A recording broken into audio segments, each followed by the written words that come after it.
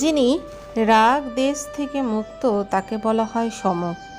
ভগবান শ্রীকৃষ্ণের সমতার উদাহরণ শ্রীমদ্ভগবতের দশম স্কন্ধে কালীয় দমন লীলায় পাওয়া যায়।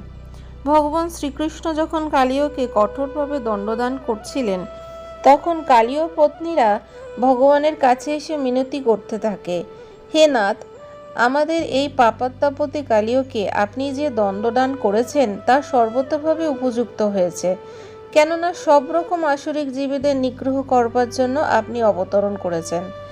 আমরা জানি যে আপনি আপনার শত্রু এবং আপনার পুত্র উভয়কে সমভাবে দর্শন করেন। আমরা জানি যে অধঃপতিত জীবটির মঙ্গল করার জন্যই আপনি তাকে দণ্ডদান করছেন। অন্য আরেকটি স্তবে বলা হয়েছে যে, হে কৃষ্ণ, হে যদুবর, আপনি এতই সমদ্রষ্টা যে শত্রু যদি যোগ্য হয় তাহলে আপনি তাকে সম্মান করেন, এবং পুত্র যদি দুষ্ট হয় তাহলে আপনি তাকে দণ্ডদান করেন। এমনই মহান আপনার কার্যকলাপ, কেননা আপনি হচ্ছেন এই ব্রহ্মাণ্ডের পরম রচয়িতা। আপনি সব রকম পক্ষপাত রহিত।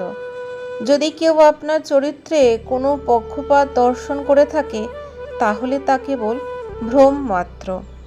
ভালো থাকবেন, সুস্থ থাকবেন। পরবর্তী অধ্যায় আবার দেখা হবে। রাধে রাধে।